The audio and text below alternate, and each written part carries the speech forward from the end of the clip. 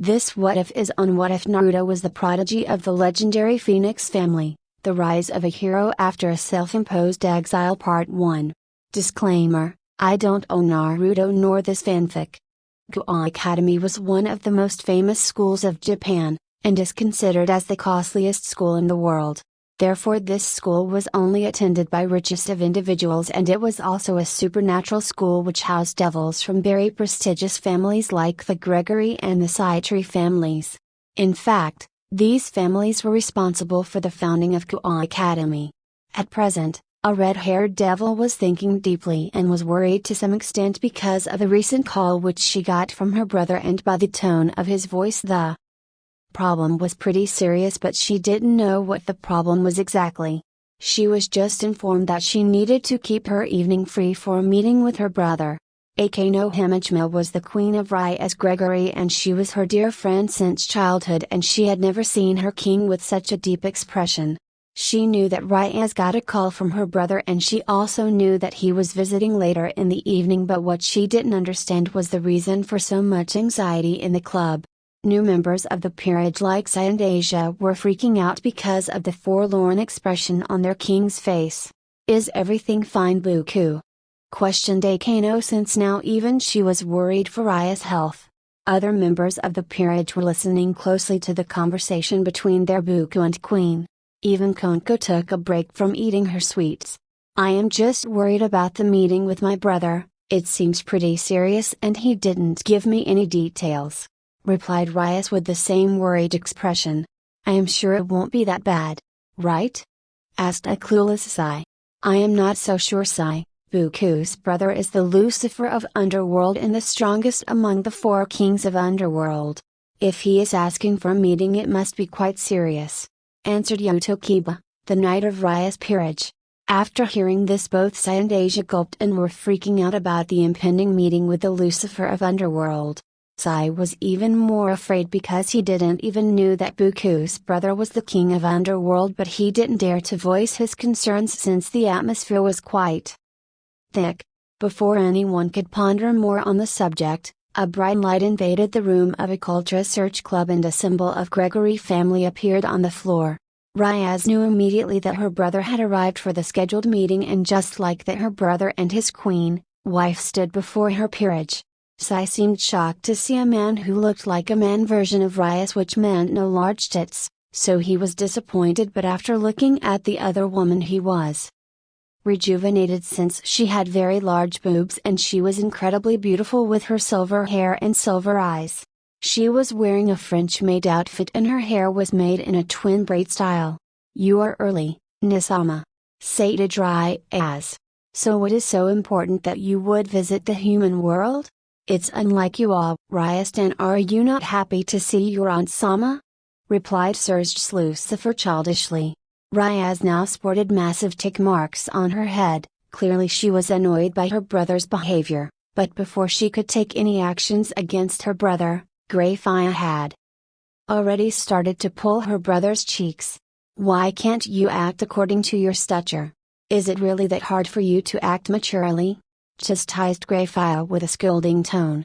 Sai and Asia were quite shocked to watch someone like the Crimson Satan acting so childishly and then getting scolded by his maid. They would have laughed if Buka didn't have such a forlorn expression.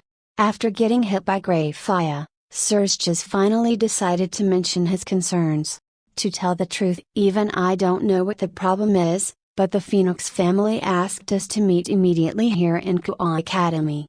They seemed very concerned. We believe that it has something to do with your engagement, but only they can confirm our assumptions." After hearing this, Sai looked scandalized. For him it seemed as if his world came crashing down. Riaz herself was barely controlling herself from lashing out at her brother. By gods!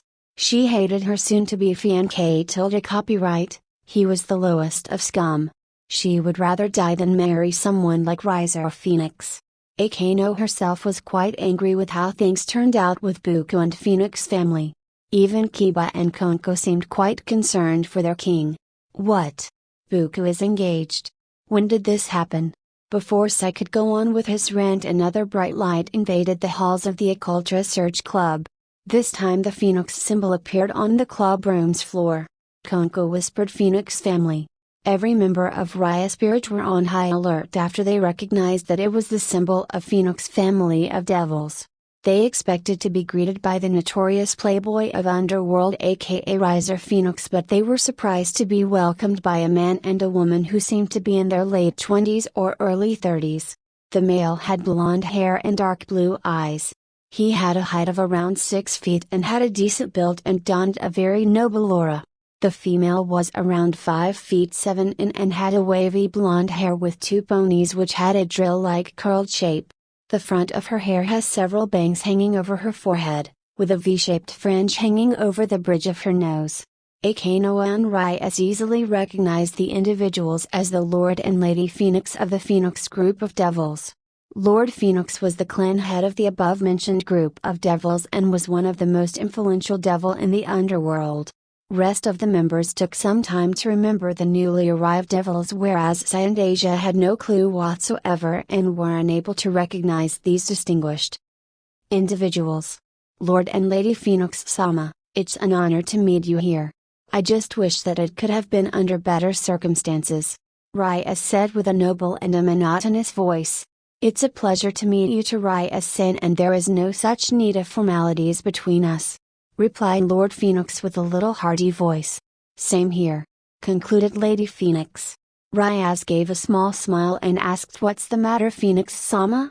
Why have you called for a meeting in Kua Academy of all places? Now all the attention was diverted to the Phoenix household members. Even Circes and Sai were listening carefully to what they had to say. Lord and Lady Phoenix showed a very melancholy expression. None of the devils who were standing there missed their heartbroken feelings. Even Ryaz was now afraid of the situation, even though all the training she went through to always keep her calm in dire situations. Keeping calm was a necessary attribute to become a successful king and to win a lot of rating games. After a minute of total silence, Lord Phoenix finally lifted the thick atmosphere by sharing his concerns. Before I speak of my issue, I want a promise from all of the devils here that they won't speak of this issue with anyone else. I want a commitment from everyone here on their honor. We assure you that whatever you speak of will not leave these 4 walls, Lord Phoenix-san, replied Circes with sincerity in his tone. All the members of Raya Spirit nodded their heads to show that they will keep their promise. After watching everybody take an oath, Lord Phoenix continued with his concerns. What I want everybody to know here is that Riser Phoenix is not my youngest son. With that he dropped the bomb. What? Serge screamed, and he was also donning an unnaturally serious face. Before Serge can continue with his rant, Graphias started to pull his cheeks rather painfully. Serge-san, keep your cool and let Phoenix-sama finish his concerns. Serge started whining rather pitifully, whereas everybody from Raya's peerage sweat dropped because of the so-called Crimson Satan's behavior. Lord Phoenix coughed a little to get everybody's attention back. As I was saying, Riser Phoenix is not my youngest son. 13 years ago we adopted a little boy named Naruto. He was only 3 years old at that time, but when he turned 6 he just disappeared. By this time Lady Phoenix was openly sporting tears. Clearly she was worried for her son. After watching his wife in that state, Lord Phoenix couldn't control himself and went to provide some support for his wife. He just gave us a letter describing that he had something important to do, that he wanted to get strong, and then he disappeared with his evil pieces, just like that. We spent a lot of resources trying to find him, but it was as if he disappeared from the 3 worlds itself. We had every reason to believe that he was killed by someone on his travel, continued Lady Phoenix. Serge and Grayfia now had a little idea of their problem. Now they understood their pain a little, cause there was no way they could understand fully the pain of losing a son. Everybody donned very sad faces. Even Ryaz felt sorry for them, even though they were the one responsible for her impending engagement with that scum of a devil aka Riser Phoenix. But they were not the only one to blame for this. Her parents were equally responsible for this mess. But after 10 years we finally got an info from a reliable source that he was alive and well. Lady Phoenix finally showed some relief on her face. Ryaz was glad for the Phoenix family, but what she didn't understand was how she was related to this giant mess. I am glad for you, Lady Phoenix-sama, but how am I related to all this? Before Lady Phoenix could answer, Ryaz, Surges interjected her. I believe I can answer that, Lady Phoenix-san. To put it simply, Ryaz, the contract between the Phoenix and Creamery family clearly stated that you would be married to the youngest son of the Phoenix household, but since Riser is no longer the youngest son in the Phoenix household, you can't be married to him.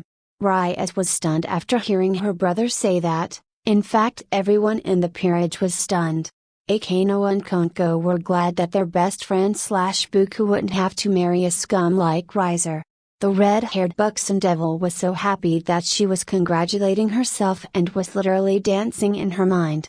However, after some time the reality of the situation hit her hard. To tell the truth, nothing had changed for her. Now she was being married off to some other guy who she didn't even knew, and then there was also a possibility that he was even a greater scum than Riser. Although for now she was out of the harm's way, that is why she decided to not voice her concerns, at least for now. So let me guess, you want us to get him back from whatever hole your son is hiding, retorted Sai with a condescending tone. To put it simply, yes, said Lord Phoenix. So do you have photograph of your son?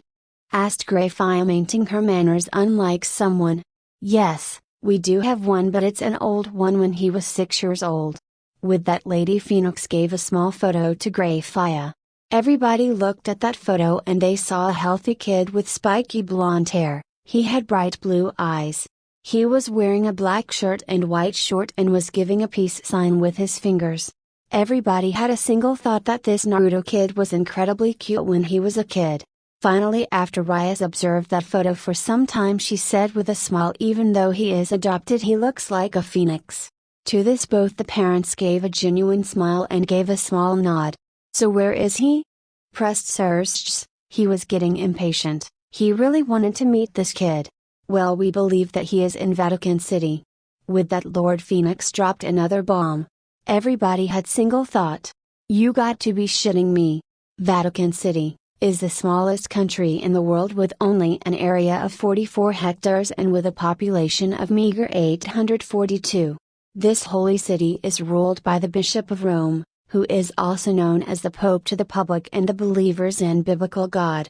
All this is common knowledge and anybody can find it on the internet, but what everybody doesn't know is that it is the main base for the holy or celestial beings, commonly known as angels, so it is right to say that any devil or fallen angel who steps in these holy grounds are as good as dead.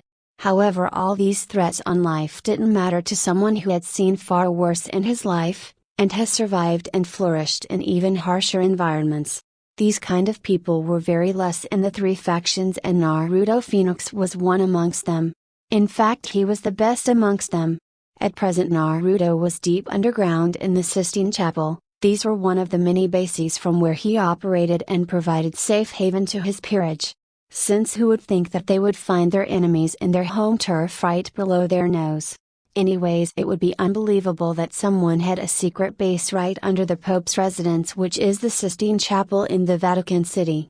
Naruto was only wearing an Anbu black pant with arm guards and was destroying dummies with his taijutsu katas and was not using any chakra to power his punches and kicks.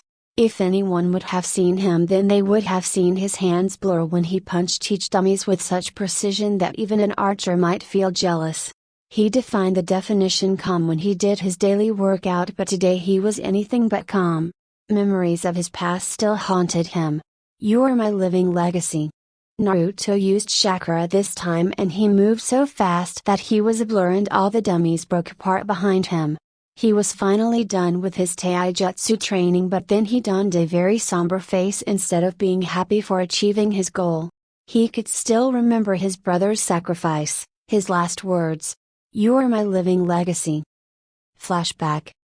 Madara and Kaguya were finally defeated after a battle which lasted 3 days, but this battle which he was fighting right now was the toughest one, because now at this moment he was fighting his brother in everything but blood.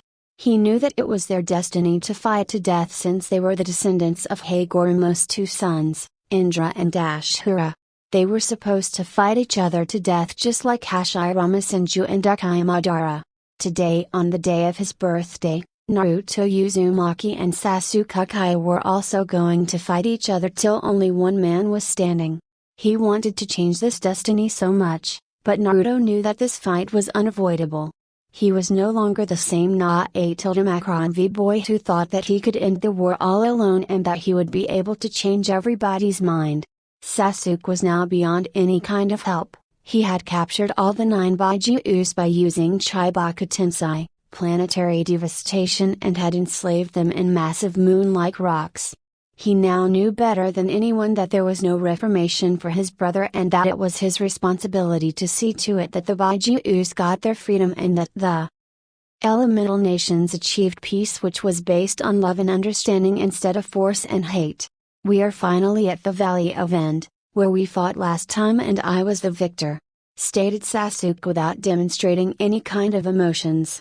We don't have to do this, Sasuke, we can talk this out. Naruto insisted with clear desperation in his being, but even he knew that they were way past talking. There is nothing to talk about, we will settle it with our fists. Naruto gritted his teeth, then have it your way. With that they charged at each other, to settle things for once and for all. Flashback end. Naruto was now doing salmon slider in his bash. This was the last part of his today's workout, and was one of the toughest exercise in the world for humans. But he wasn't thinking about his training or all the sweat which was present in his body due to his intense workout. The only thing which he could think about was his 13-year-old battle with Sasuke and its dire consequences. You are my living legacy. Naruto was now gritting his teeth and he fell down from the rod and gave an animalistic growl, screamed to the heavens. Why Sasuke? Why I? These were the only thoughts which disturbed his mind right now.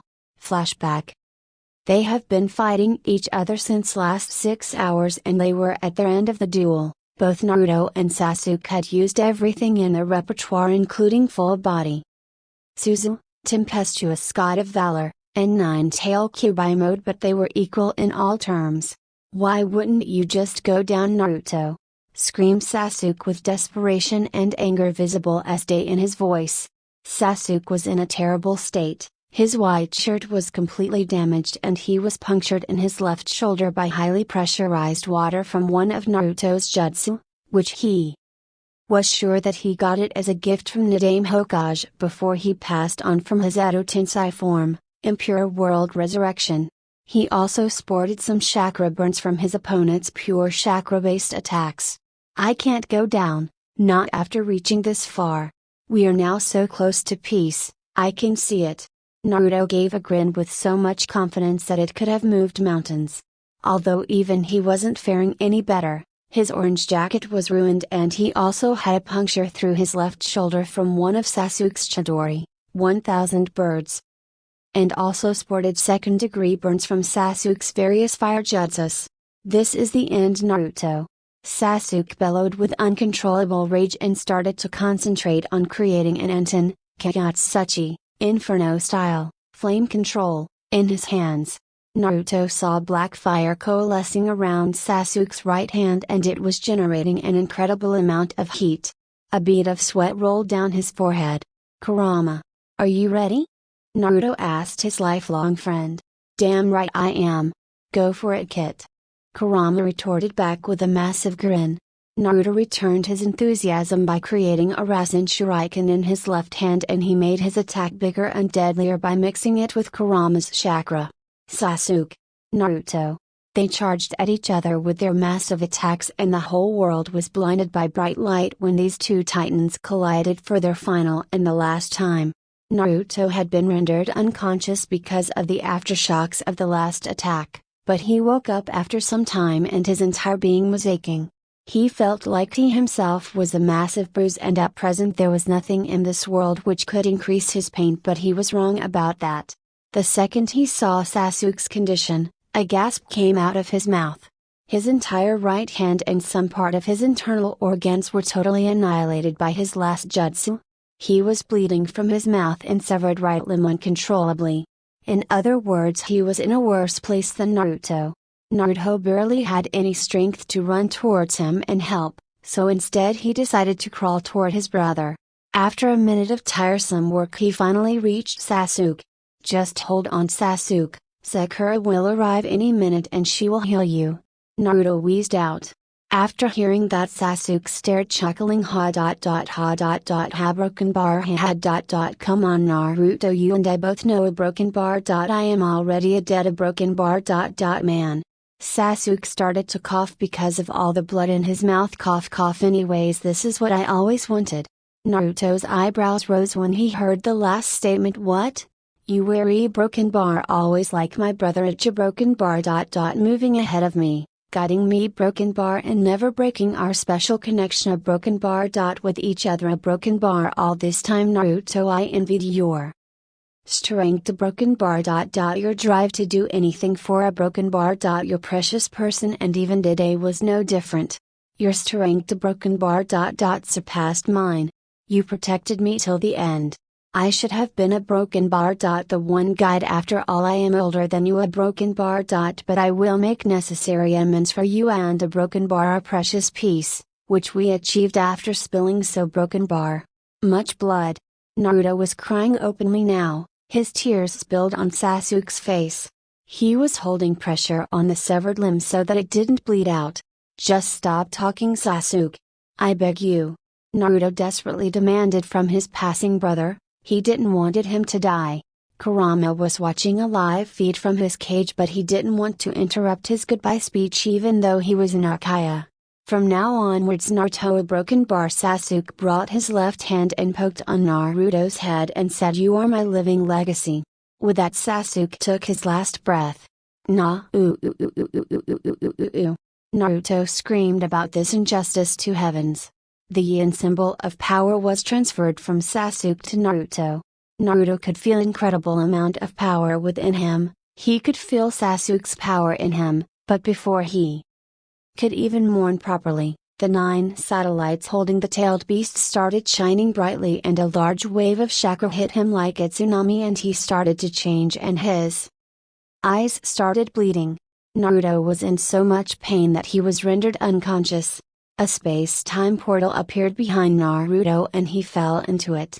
He was never seen again in the elemental nations. When Naruto finally woke up, he realized that he was in an entirely new dimension with no friends and with no strengths to protect his feeble 3-year-old body. Flashback end. After relieving his greatest nightmare, Naruto had some stray tears on his cheeks, but after 10 years of isolation, Naruto had finally understood why Sasuke chose to give him his powers in the end. You wanted to keep your younger brother safe, didn't you? Naruto voiced himself. He closed his eyes and whispered with a smile, "Thank you for everything, Sasuke." Then Naruto opened his eyes, but instead of having his original bright blue eyes, these eyes were crimson in color and had 3 tomes circling over a central pupil.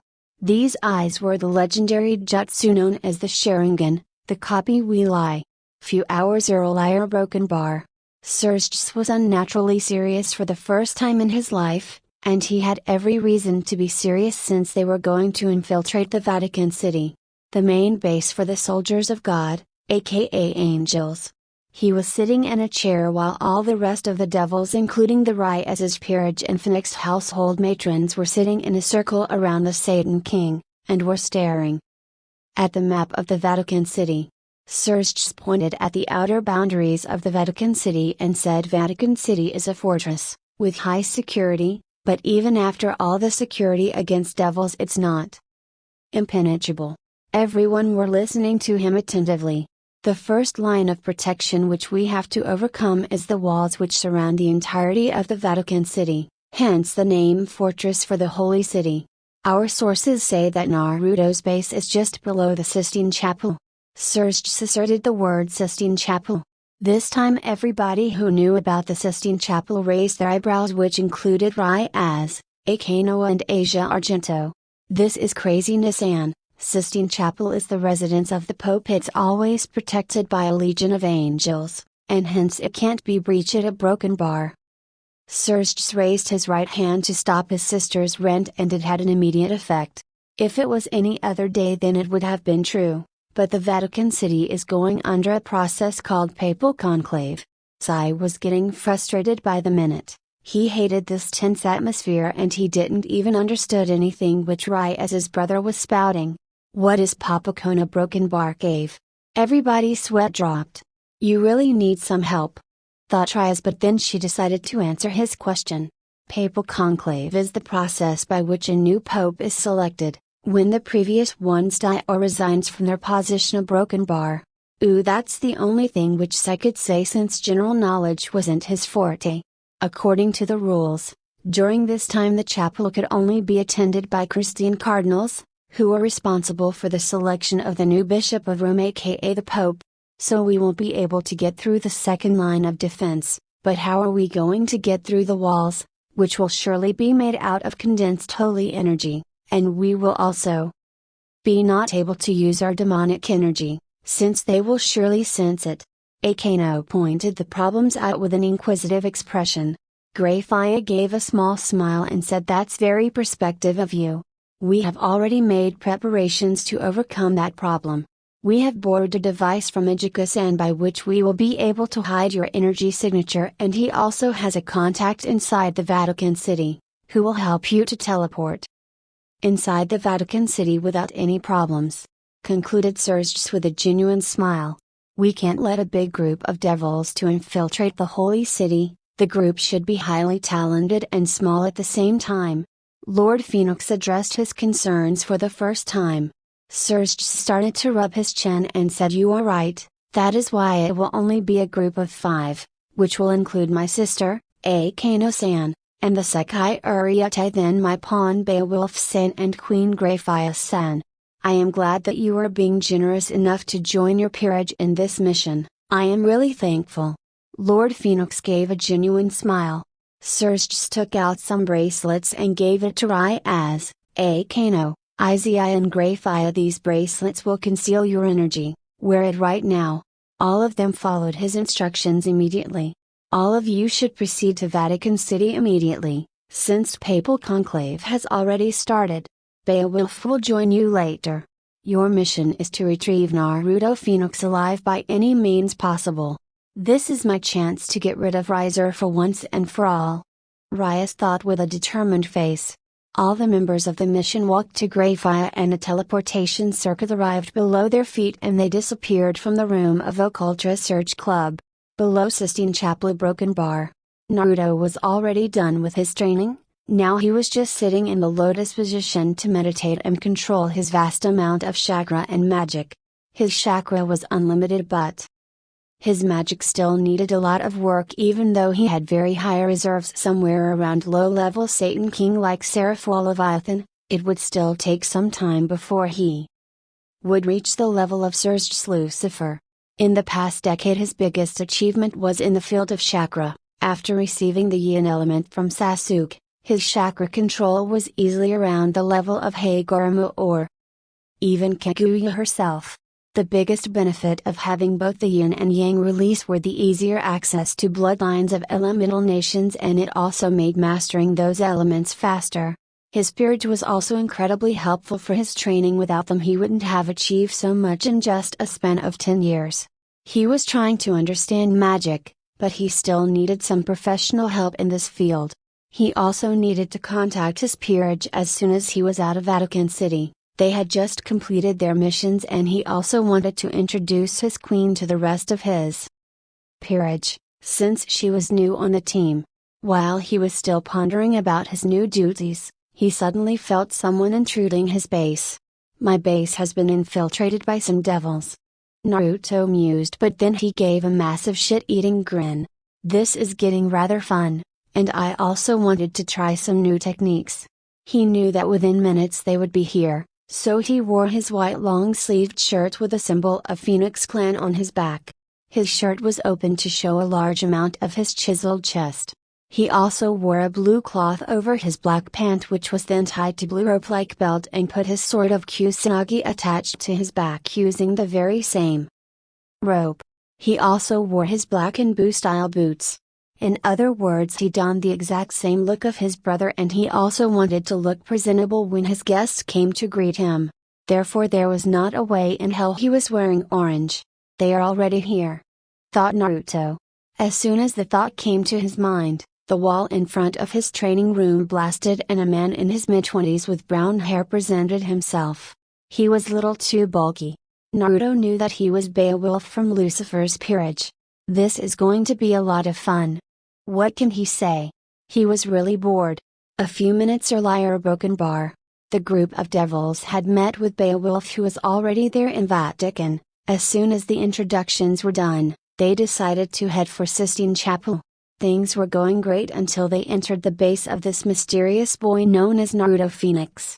The base was a fucking maze. It was difficult to maintain a sense of direction.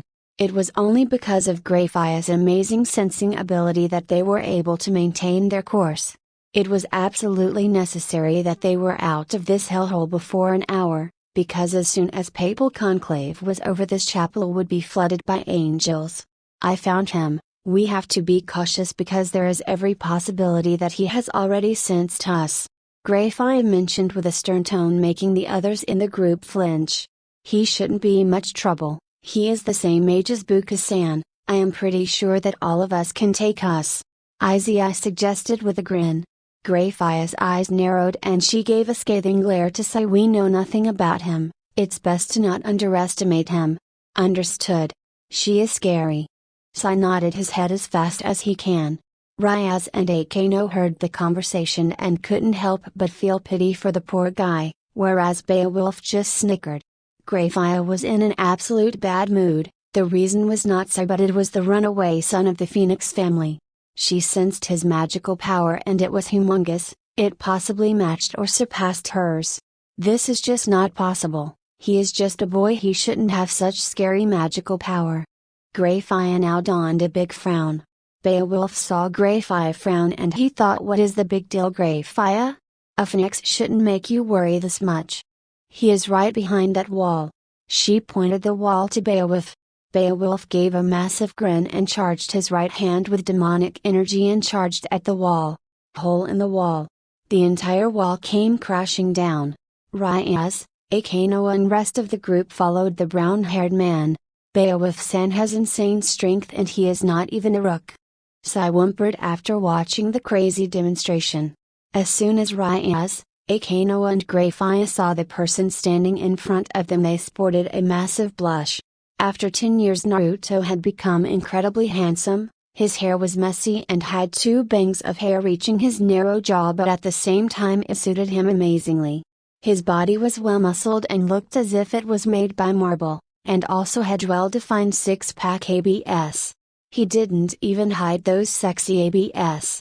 His bright blue eyes watched everyone with such intensity that it made Ryaz, Akano and even Greyfire to be conscious of their looks. By all that's holy, how can there exist such a specimen of a man? Were the common thoughts of Ryaz and Akano.